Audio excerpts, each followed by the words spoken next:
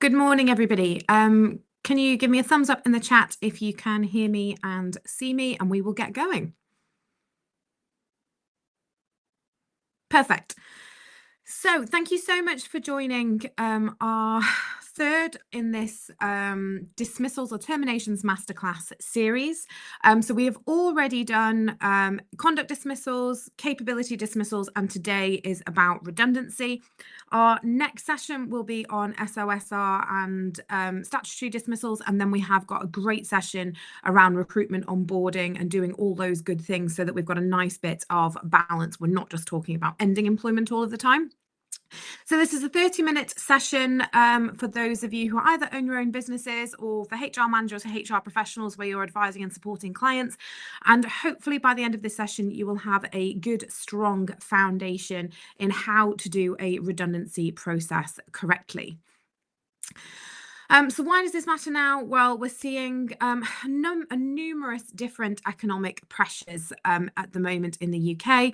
So not only have we got obviously the pressures of the economy with the war in the Middle East, the price of oil, issues around things like supply chains, cost of fuel, obviously, but then we've also got the pressures of AI-driven productivity, understanding new technologies that are emerging, which are also then potentially putting pressure on the numbers in our workforce. And we've got this ability perhaps to make efficiencies or to do things and to tighten up things ready for what we're seeing as economic challenges ahead.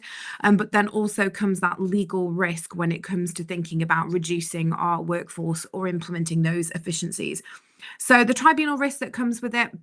Redundancy does remain one of the most common dismissal types that reach tribunal, and as every year we see in April the awards increase. So the caps, and we're going to talk about those caps shortly. So those have recently been raised. We're also potentially now going to see the cap on unfair dismissal awards entirely lifted, and there is also an element of discrimination risk as well when it comes to redundancy that we can't ignore. The Employment Rights Act as well also introduced some new changes that we are going to go through. So even if you have run a redundancy process before, even if you feel that you do remember the rules, you've got to remember that this is a constantly moving environment when it comes to employment law. But also we do see judicial mood moves as well. So something that may have felt safe and easy perhaps 4 or 5 years ago, we are having to make sure that we are applying proper due care and attention to these processes to make sure that we are following the letter of the law, that we're fair in our decision making, and that we can evidence what it is that we have done. So just to recap where redundancy fits within these sessions. So as I said, we've already done conduct, we've done capability. Today's focus is redundancy. We've got statutory, illegality, and SOSR, which are going to be in the same session. And then we're going to have a session where we do onboarding and recruitment. So hopefully for those of you that have been on the first sessions, the message where I say that having a potentially fair reason for dismissal, so one of these 5, is only step 1. The dismissal also has to be handled fairly. So we have to go through a fair process. We have to make sure that what we are doing, we can defend and document when it comes to tribunals. So in this masterclass series, we are covering the 5 potentially fair reasons for dismissal. So for those of you that do all of the sessions, hopefully you will have a really good, solid understanding by the time we get to the end of this series. If you're sort of dipping in and out, these are available on demand on YouTube. And also when the whole series is finished, these are going to join our e-learning catalogue. They will be converted into e-learning modules. So for any of you who are e-learning customers and know just how great our e-learning library is. So these courses are all written by myself. We've got CPD accreditation on key courses as well. This will be something that you could potentially enroll your managers on or yourself if you wanted a bit of an update. So what are you going to take away from this session? You're going to be able to hopefully identify true redundancy, so spot when it's genuine and when it's a sham, run a defensible process, so follow all 5 stages correctly to hopefully hold up in tribunal, manage collective obligations, so we know exactly when the 20+ consultation rules kick in, and also calculate and budget correctly. So it's really, really important when we're going into a redundancy process that we're not just focusing on the stuff that we think might get us sued or where we think there's risk. There is a budget that needs to be adhered to. So making sure that we understand that it's not just around those redundancy payments, that we've got notice pay if we're not going to be having people working their notice, that there's accrued holiday pay, the situation around any other accrued contractual liabilities. And also remembering that once we get to the 1st of January 2027, there is going to be that new 6-month qualifying limit. So potentially dragging more people into that situation where they are going to be entitled to redundancy payments. So what is redundancy? So this is a dismissal where it's wholly or mainly attributable to one of 3 situations. So business closure, hopefully a no-brainer. If we shut a business and the employer ceases to carry on trading, then it's likely everyone's going to be made redundant. Site closure. So this is one that does catch people out. So say if we have multiple sites and we decide that we want to close one of them and we'd like to spread the employees around and put them at other sites, that site closure is actually a trigger for redundancy consultation. And then reduced requirement. This is the one that I would say that we deal with most often. Thankfully, most businesses where I am assisting with things like this, they're not closing the business. It's not necessarily a site closure. They've got a reduced requirement. So the requirement for employees to do work of a particular kind has ceased or diminished. So this could be because, for example, a key customer has left, so there is no need for a person to be undertaking work of a particular kind. Or it could be that we've found efficiencies or ways that work can be distributed amongst the workforce differently. That means that that role is no longer required. So redundancy is about the role disappearing or shrinking. So if we shrink a role to the point where we've taken someone from 100% of duties to 30% or something like that, then we are at the point where that role is potentially redundant. So if you are ever thinking in a redundancy process, or you're about to start a redundancy process, or you're thinking about doing it because you've got a problem with a person, that is a conduct or capability issue, not a redundancy issue. And this is something that I probably advise on every week, once a week as a minimum, is where I will be talking to a client. We're talking about someone who is an issue, and they say, oh, well, we can make the role redundant. If the problem is with a person, it's capability or conduct. It's not a redundancy situation. Where we have got a reduced requirement for a role, then that is a redundancy situation. So we've got a poll on the screen. So what's the biggest trigger for considering redundancy in your business right now, if this is something that you are thinking about?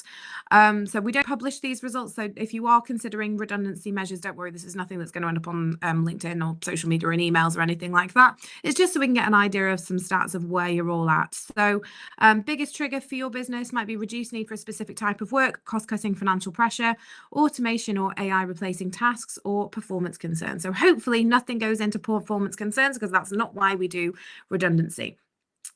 Not wholly unexpected, I would say, to see most falling into the first 2 categories. So reduced need for a specific type of work. So businesses change, the type of services that we offer change, or perhaps we need to flex in the market and focus on different types of work. So that can be a key reason why sometimes redundancy is considered. Cost-cutting financial pressure, obviously, even when we're not in a time of economic squeeze, it's always important that we are keeping an eye on costs, that we are preparing for the future. And actually sometimes getting ourselves into the best financial shape possible so that we can support that growth and that we're not wasting resources on unnecessary headcount. And then actually we've got 3 of you that are looking at automation or AI replacing tasks as well. So the 3 triggers then in plain English. So business closure, you might have an owner who retires or a company is wound up entirely and the business ceases trading. Site closure, so we might be closing something like a regional office, or a team relocates, or we're permanently moving to hybrid working from another base. So again, one that catches people out. If we were to close our offices and have everybody work from home, that would trigger consultation. or a reduced need for work. So it might be that there's a loss of a major contract. An AI tool now does what 2 admins did before, so it might reduce that requirement to 1 or remove them entirely. Or specialists are absorbed into broader hybrid roles. So say, for example, where you've got people in a sales team, so you may have people who do direct sales, where they are calling out, they're targeting people, and you may have people who are dealing with incoming leads, where you decide, actually, we no longer need 2 specialized roles. We do think that the staff can now do everything. They can go outbound and inbound, but we also now think that that's going to make this more efficient. It might be that we are going to lose, as a result, 1 person. So that's where we're absorbing that work within the remainder of the workforce, and it can end up pushing a role out.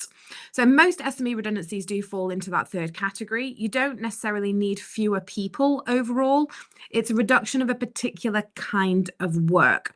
So a role can actually disappear even if the business headcount stays the same.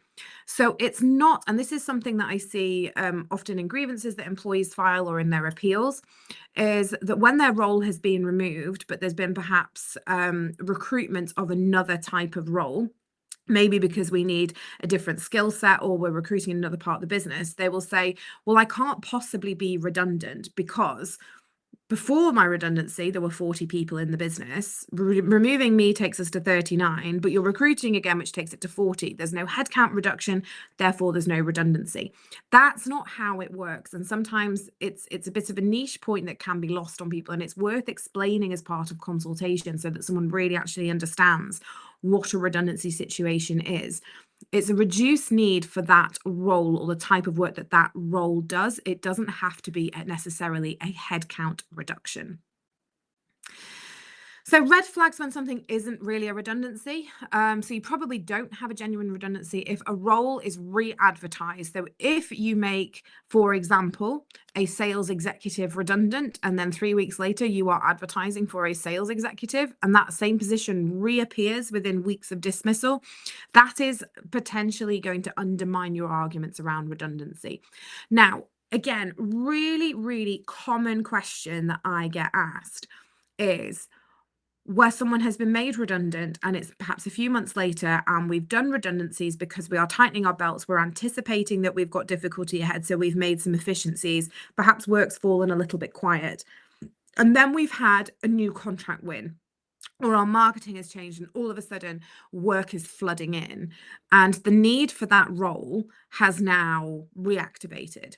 So at the time, it was a genuine redundancy situation, but now a number of months down the line, we're back to that position where we are recruiting again. And I will be asked, are we able to recruit?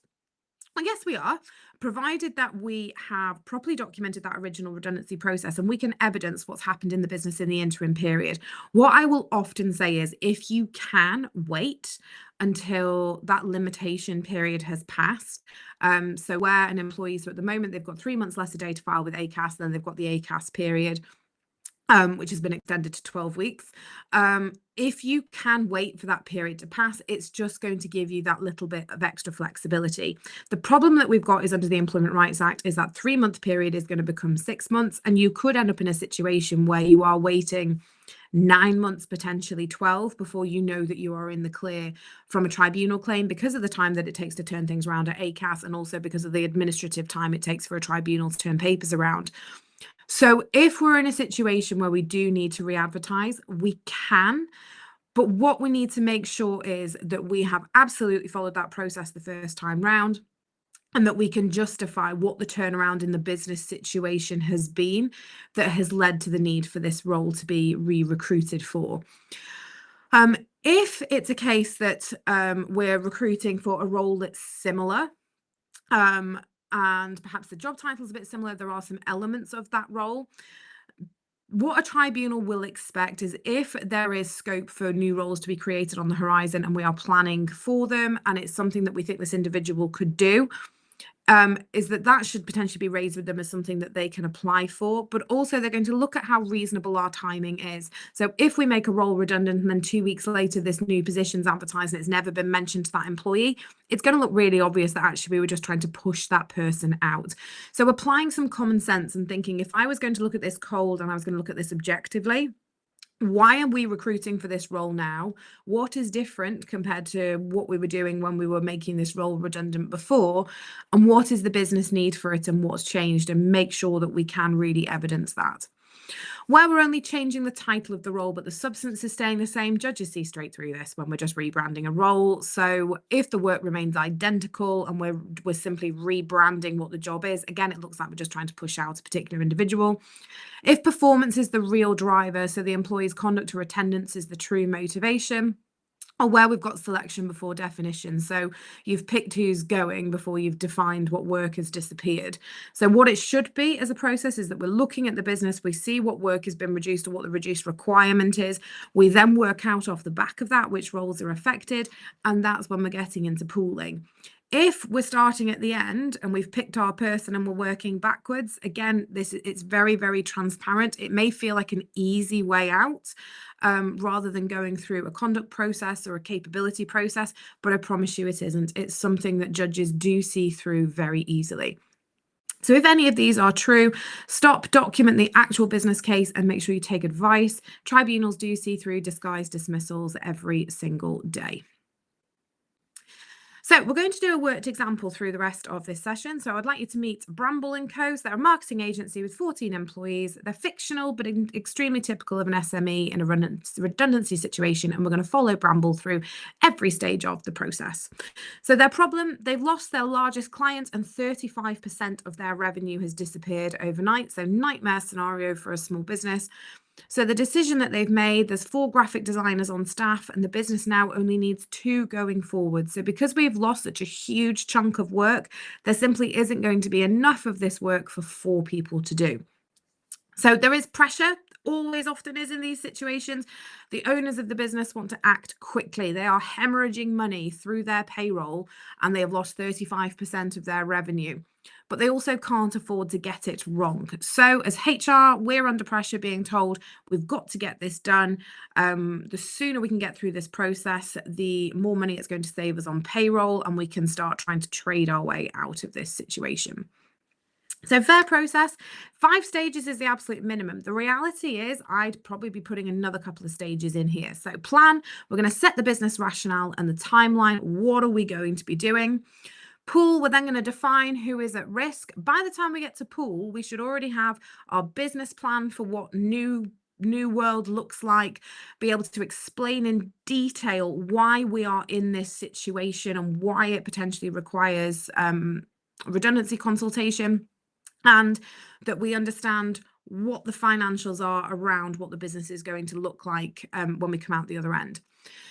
Within that pool then, scoring, so applying objective selection criteria. So we have our pool of employees. So in this situation, we have our 4 graphic designers. We've got 4 people in the pool and we need to choose between them. How we choose, we apply a selection criteria. We then consult, so we'd hold a meaningful individual consultation. So by meaningful, this isn't just a tick box exercise where we sit down with these people and tell them what's happening. It should be, we've lost 35% of our revenue. We now don't have enough work for 4 graphic designers. Do you have any ideas what we can do to get out of this situation? It may well be that we disclose business plans to them. They might be in a slightly different format so that they're appropriate for employees, so we're not releasing sensitive commercial information. But for someone to be able to engage in consultation about a situation, they need to understand what is happening. So if those employees were, for example, to say, well, I don't understand why we can't just wait a few months and see if things pick up, and we say, well, that's not a viable option, but they haven't seen a business plan that shows that the cash burn is at a particular rate, they may never have actually raised that had they seen that. Consultation is also important because we're getting to the bottom of what are the skills these people might have. Is there a requirement somewhere else in the business? If we're going to be driving marketing, we're going to be driving sales to try and fill that gap. Maybe some of these graphic designers operated as salespeople in another life. So it's really, really important that we don't go into consultation with a closed off view and with our blinkers on. We should be explaining the situation, ensure that they've been given enough information in advance of the meeting. Make sure that we're not just talking at them, that we are talking about ideas, alternatives, other skills that they might have, other ideas that they might have. Because it could be that someone says, well, actually, I think that the graphic design department could support the marketing department so it can support the drive of revenue. But actually, your customer success team, are vastly more expensive, and that's where we should be having headcount reduction. So we should be having these discussions. It's not a case of, well, you're not in management, this isn't a suitable conversation for you. Genuine consultation should be looking at exploring all options and really engaging with the staff. We then decide, so we confirm dismissal or a suitable alternative if any is identified, and then we have appeal. Now, where I would potentially be slotting in additional stages is before the pool. So we did have some case law that's kind of moved around a little bit, but where we've had judges who think that consultation on the compilation of the pool is a good idea. So as a minimum, that could be consultation in writing, where we are saying, look, this is a situation business that we're in. This is the potential pool that we're looking at. So in this case, the graphic design department. And you may well then get representations from employees who are saying, no, actually, I think it should incorporate the wider marketing department because of, or actually, no, it should be a smaller pool because of this. The reason being, if we end up in a situation where we've got a pool of one, that is where we're in more dangerous territory, because if we haven't consulted before deciding it's a pool of one, it's almost seen as a fait accompli, because then there is no selection criteria. So that early consultation is really, really important. And if you're in doubt over when you should be starting that process, it may well be that it's a situation that you might want to take a little bit of advice and guidance on to make sure that you are starting consultation early enough, because one of the biggest criticisms is that consultation started too late and it's at a point where decisions have been made. So stage one, plan. So before you tell anyone anything, document business reasons in writing and date it, decide the scope and identity of selection pool, consider early consultation at this point, draft realistic timelines and allow 4 to 6 weeks as a minimum, genuinely consider alternatives before proceeding. So thinking, what else could we do to avoid this situation? So alternatives to consider: recruitment freezes, reduced or flexible hours, voluntary redundancies, redeployment to other roles. So in Bramble, the owner writes and dates a one-page paper about the lost contract, the revenue gap, the design capacity requirement falling from 4 full-time employees to 2. So you need to document that you have genuinely considered alternatives, even if you've rejected them, so you can see that thought process, because tribunals are going to look at this evidence. So we considered whether we could do a recruitment freeze. These are the reasons why it won't work, why it won't save money, and make sure that we have that nice and clearly documented. Selection pool, so defining the pool. I'd say the pool and the selection criteria are the things that people struggle with the most. So the pool is the group of employees from where we are going to select whose role is going to be going. So it must reflect who does similar or interchangeable work. There's no statutory definition or requirement of how to put a pool together. It just has to be reasonable. So typically it will be people where they could probably slot into each other's roles, but that isn't a definite kind of line here, because what you can look at is bumping. So whether people bump someone more junior out of a role, or actually whether you have got managers that are no longer needed, and we think that we can skip a management level and have people directly reporting to more senior managers. So don't just presume, because everybody, so in our example, the graphic designers that we've gone, right, well, that's nice and neat, we put them all together. We need to make sure that we've considered this more widely and that we can justify in very, very fair and transparent language why we've decided with the selection of the pool that we have done. So consider reporting lines, locations, skills, and interchangeability of tasks. And when in doubt, err slightly wider, not narrower. So including more people. The pushback I get on this is that the businesses will say to me, well, I don't want the disruption of unsettling more people. But again, it can already look like you've made a selection where you're trying to protect people. And that can sometimes be a bit of a knee-jerk reaction that people get, is that they go too narrow with the pool because they're thinking, right, I want to protect these other people that I don't want to lose, or because they're people that we like, or they're good performers. And they try and narrow the pool too far, so that it's essentially ring fencing people who are a bit of a problem. So in Bramble, the pool, we've got all 4 graphic designers, account managers and copywriters do different work and are excluded. However, if this was a business where account managers and copywriters were kind of in there doing work with the graphic designers, so maybe they pick up some graphic design work, or maybe the graphic designers occasionally do account management work or copywriting work, it's really, really important that we consider widening to them, because what we're going to get in consultation from those graphic designers is they're going to say, well, hang on, I do account management work 25% of the time, and I'm doing copyright work 25% of the time. Graphic design work's only 50% of what I do. Why aren't they in the pool? Because it's work that I could then do full time. So it's really important that we can justify why we have placed people in the pool and why we've excluded. So if it's too narrow, it's almost always unfair, and a pool of one is rarely defensible if we haven't consulted on it first. If it's too wide, it can be a bit unwieldy, it can be unfair to people who are doing entirely different work. So it is a bit of a difficult balance to strike. So what's harder in practice? Defining the right selection pool, creating fair scoring criteria, running consultation meetings, or finding suitable alternative roles. Fairly even split there. And as I said, the stuff that I typically find people struggle with, so the selection pool scoring criteria is what's coming out there. Selection criteria, so these must be objective, measurable, and applied fairly. So two scorers working independently. So you could have two separate managers doing the scoring, and then averaging is best practice. So sensible criteria are things like skills and qualifications, performance against documented appraisals, disciplinary records with relation to live warnings only. Attendance, make sure you carve out for disability or any pregnancy-related absences. So we're applying essentially, a bit like golf, applying a handicap for anything where there's a protected characteristic, or we're going to risk a discrimination claim. Things to avoid, so things like this person's got a poor attitude or bad team fit or future potential, because then that's around performance, it's not evidenced. Managers' gut feels or unfiltered attendance, so where that discrimination risk. It should be absolutely objective and fair. So Bramble, the criteria that they choose is technical skills, performance ratings over the last 12 months, client feedback scores, and their disciplinary record. Two managers score independently, and those results are then averaged.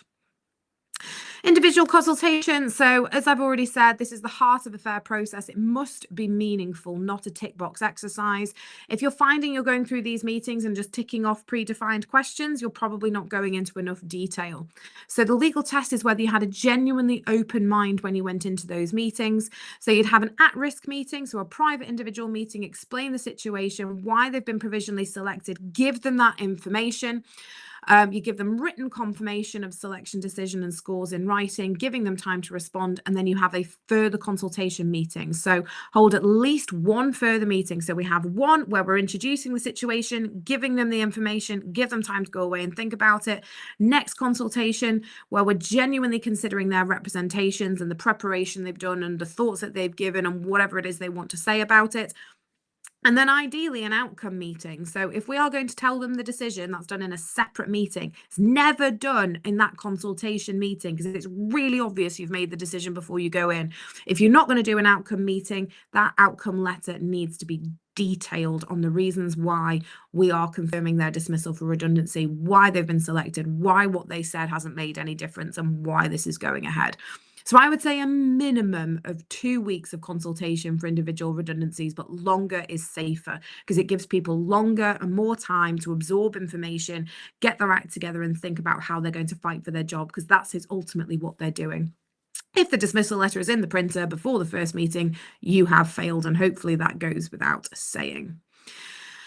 So 5 suitable terms of employment. So the active duty, you must genuinely be looking for alternatives, not simply stating that none exists. So other vacancies in the business, as we say, we don't know what someone else has done in another life. So just because something doesn't appear like it's in their specialty, we shouldn't be hiding it.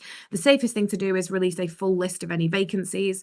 If you have any vacancies in associated or group companies, you should be making them aware of those as well. And also don't forget that we have the ability to do trial periods as well. Failing to offer a genuine suitable role is automatically unfair. Special protection, if you have someone who's pregnant, on maternity leave, adoption leave, or shared parental leave, they've got a priority right to any suitable vacancy. So it is suitable, it's not just any vacancy, and they must be offered it as a priority over everyone else, so they do get to go straight to the top of the list. If you get this wrong, you are then potentially looking at pregnancy or maternity discrimination. Collective consultation, I'm going to touch on this really, really quickly. 20 plus rules. So if you're proposing 20 or more redundancies in one establishment within 90 days, you have additional duties. So there is a minimum consultation period. Those figures are on the screen. We will be circulating this deck because collective consultation, I could probably talk about for a whole hour.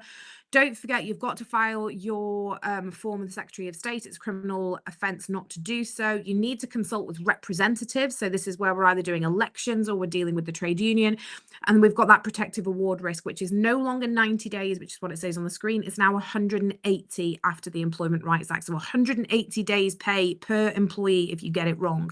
So if you are approaching 20 redundancies or you're planning multiple redundancies over a period, make sure you get advice before you hit that threshold, because this is where things can get very, very expensive and you can end up smashing that redundancy budget to pieces and potentially end up with some criminal liability.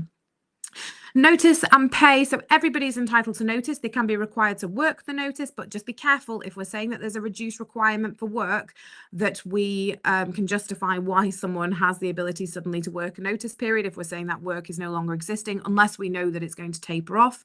Notice, if not, would need to be paid in for any periods that are not worked at their usual weekly rate.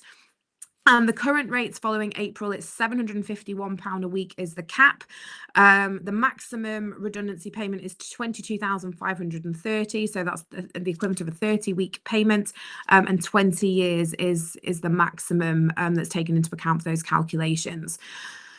So don't forget, they get notice, any accrued but untaken holiday pay, and if you have contractual redundancy within your contracts or handbooks, you will also have to apply that, and also potentially bonuses or any other contractual entitlements. If your contracts state that during a period of notice, people are also entitled to their full contractual benefits, you need to make sure this is all in your budget before you start this process, so that we're not arguing over these figures later on. So what's changed? So 6-month qualifying period is going to come in from the 1st of January 2027. So we need to remember that in the run up to that, that we are going to be dragging more people into that protected period. We've got stronger family leave protection. So we've got enhanced and extended protection from dismissal during pregnancy and family leave. Fire and rehire. So if we are using redundancies to get rid of awkward people, because people won't agree to contract changes and then we're rehiring people, it's just a no-go. Don't go there, particularly with redundancy stuff. There's much better and lower risk ways of dealing with those situations. We've done some sessions on fire and rehire, and it's something that we'll do again over the course of this year. Don't forget about the collective threshold and the fact that the protective award has gone from 90 days to 180, and also how we're working out whether something is across a single establishment and multiple sites. So the bottom line, far more of your workforce is going to be able to bring an unfair dismissal claim arising from the reduction in that period. More people are going to be dragged into that collective threshold because of the multiple sites change. So it's really, really important that we are staying on top of this, and we understand what is coming. So special cases to watch for. So run through this checklist before confirming anybody's selection. So if you have an employee in your pool who falls into these groups, make sure that you do seek legal advice. So if someone's pregnant or on family leave, if you've got someone who's disabled, or where we have got absences as a result of disability, if someone has blown the whistle, or if they're very, very active in the trade union, or if you've got longer serving or older employees as well, because obviously those are going to be I'm going to have much higher figures. I think one of the most interesting questions I ever got was because someone was excluded from a pool because their redundancy payment was going to be so high because they had worked there for so long and they had contractual redundancy, and they wanted to bring an age discrimination claim for the fact that they were not selected for redundancy. So kind of in reverse. That was really interesting one to advise on. So when it goes wrong, obviously unfair dismissal awards, potentially automatic unfair dismissal, failure to collectively consult, not 90 days anymore, it's 180, breach of contract claims potentially. Obviously we're seeing those caps lifted and increasing every year, and your cost of defending an employment tribunal, you could be looking at 30-40 grand's worth of legal fees. So top takeaways, remember, we're making a role redundant, not a person. Redundancy is about work disappearing or reduction of a role, not about an individual. Make sure you document your business case first before you do anything. Make sure we get the pooling right.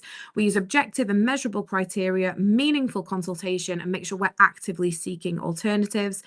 and process discipline in every case. So we're really, really disciplined about that process that we are following.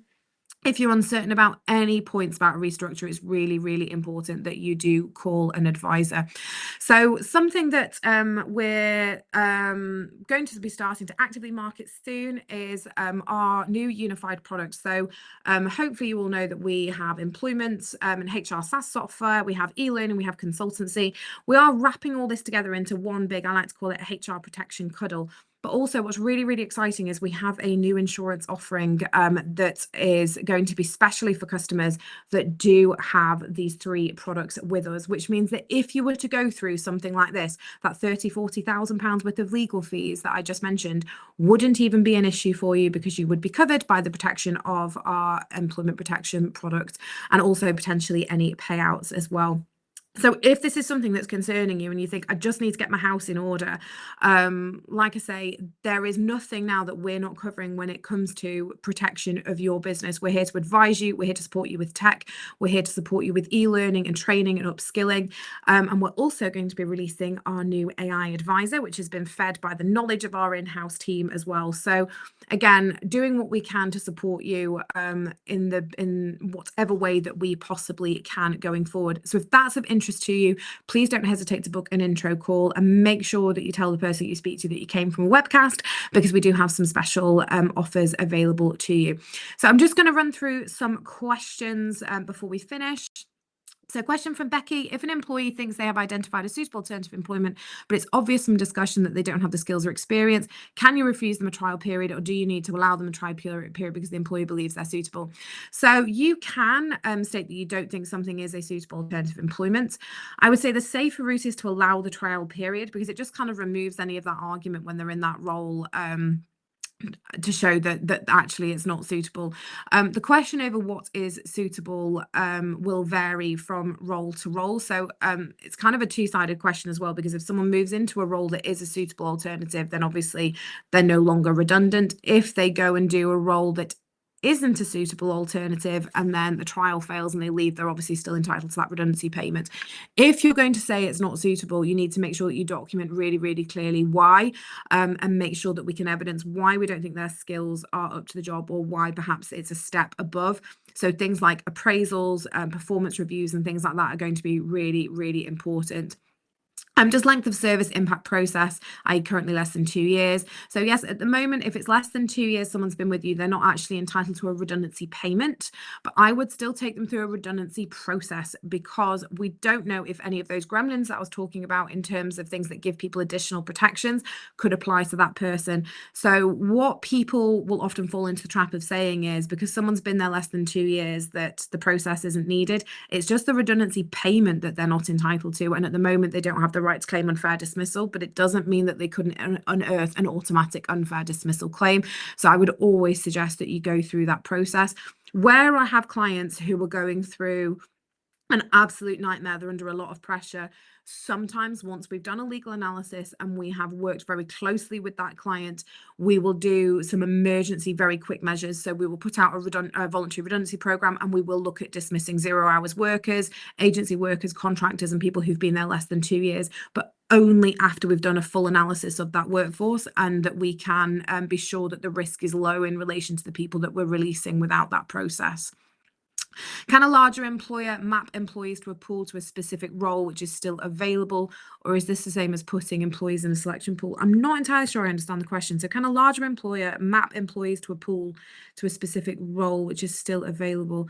I think, can I pick that one up with you afterwards, Becky? I'll drop you an email and we can talk about that, because I'm not entirely sure what it is that you're asking there.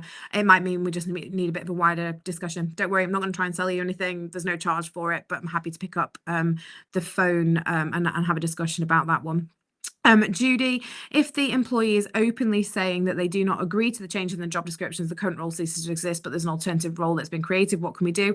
Again, I mean, look, we're not really asking for the agreement of the employee. There's proposals that you're making about what the business is going to do. You can take the employee's opinion, their representations into account, but then you're still going to make a business decision. You document your reasons why, the reasons why you don't agree with the employee, and you can force that change through. Judy, an employee is asking for financial information like profit and loss statements. Who's at risk of redundancy? Do we have to provide this? So you can, I would say, filter information. So you still want to provide some information, so enough information that an employee understands what's going on and so that they can meaningfully consult. You don't necessarily have to release sensitive commercial information, but what I would say is think about a format that you can provide the information that that person needs to know as a minimum. So if they ask for a profit and loss account and you say, no, we're not going to give you that, we need to be able to say why. So what is the reason we're not giving that to you? If we just say it's commercially sensitive, that's not enough. Why is it commercially sensitive? Why can't you have that information? But also proactively think, is there any other way that we can provide you with this information, perhaps in a bit of a sanitized form, so that you can still engage in that discussion. I think that is all the questions. Thank you so much, everybody, for being on this session.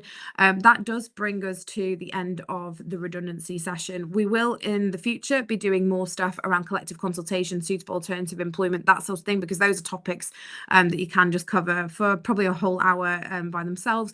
But hopefully this has given you a good foundation in terms of what you need to know to be engaging in these sorts of processes, where the risk points are. And like I say, this might be one that, again, you want to watch back. You might want to have a look at the deck, which will be circulated afterwards. And also happy to answer any questions people may have after the session. You can just pop an email over to alyssa@heroes.co.uk. But thank you so much for joining us. I think this is the next session. I think the booking for that is now live. So hopefully you'll join us for that. SOSR is a very popular topic. People love talking about it.